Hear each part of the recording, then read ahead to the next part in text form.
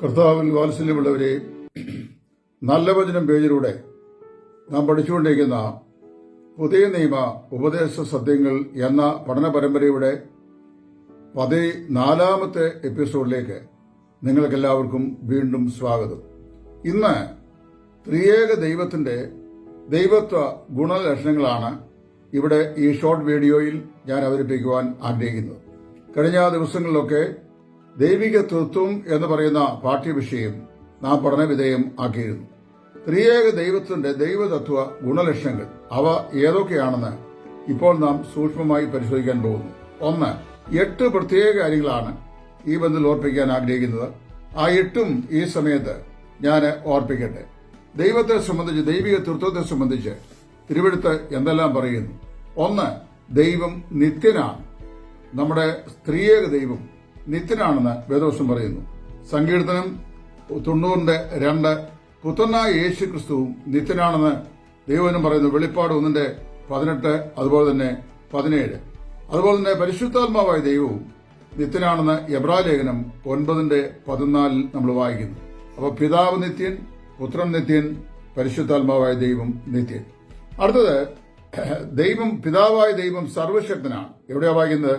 1 പത്രോസ് 1:5 പിതാവായ ദൈവം സർവശക്തനാണ്. അതുപോലെ തന്നെ പുത്രനായ യേശു ക്രിസ്തു സർവശക്തനാണ്. 2 കൊരിന്ത്യർ 12 അതിന്റെ 9 പുത്രനായ യേശു ക്രിസ്തു സർവശക്തനാണ്. പരിശുദ്ധാത്മാവായ ദൈവവും സർവശക്തനാണ്. റോമർ 15:19 പിതാവ് സർവശക്തൻ, പുത്രൻ സർവശക്തൻ, പരിശുദ്ധാത്മാവ് സർവശക്തൻ. അടുത്തതായി, പിതാവ് സർവജ്ഞാനി, പുത്രൻ സർവജ്ഞാനി, പരിശുദ്ധാത്മാവും സർവജ്ഞാനി. എവിടെ എഴുതിയിരിക്കുന്നു? യിരെമ്യാ പ്രവാചകന്റെ പുസ്തകം 17:10 പിതാവായ ദൈവം സർവജ്ഞാനിയാണ്. അതുപോലെ തന്നെ വെളിപ്പാട് പുസ്തകം അതിന്റെ 2-ാം അവിടെ വായിക്കുന്ന പുത്രനായ യേശു ക്രിസ്തു സർവജ്ഞാനിയാണ്. അവൻ മനുഷ്യരിലെ ഉള്ളത് വ്യക്തമായി അറിയുന്നവനാണ്.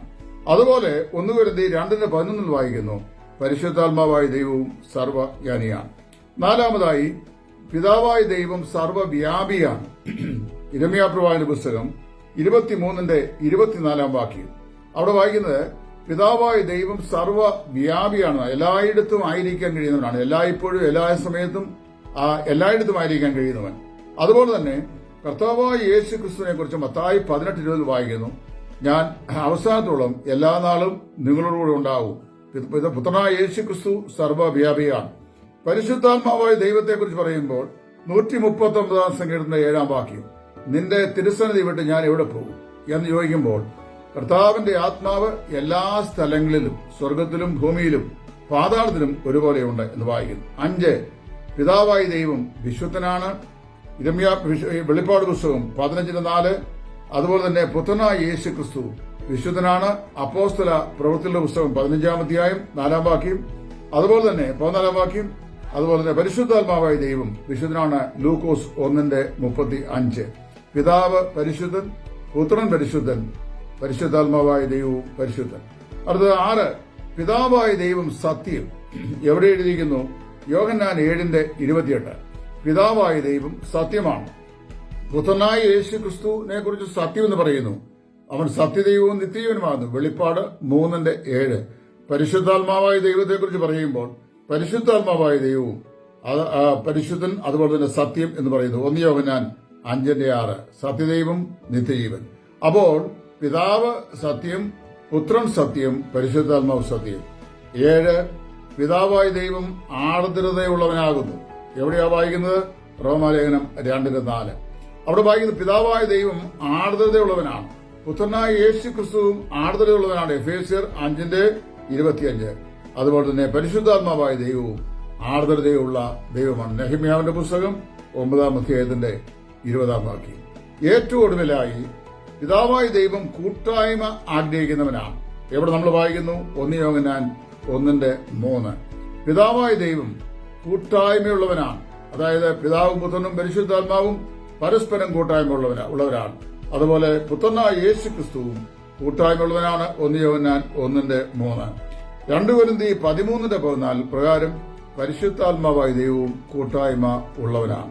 ചുരുക്കം പറഞ്ഞാൽ, പിതാവ് സർവശക്തൻ, പിതാവ് നിത്യൻ, പുത്രൻ നിത്യൻ, പരിശുദ്ധാത്മാവ് നിത്യൻ, പിതാവ് സർവശക്തൻ, പുത്രൻ സർവശക്തൻ, പരിശുദ്ധാത്മാവ് സർവശക്തൻ.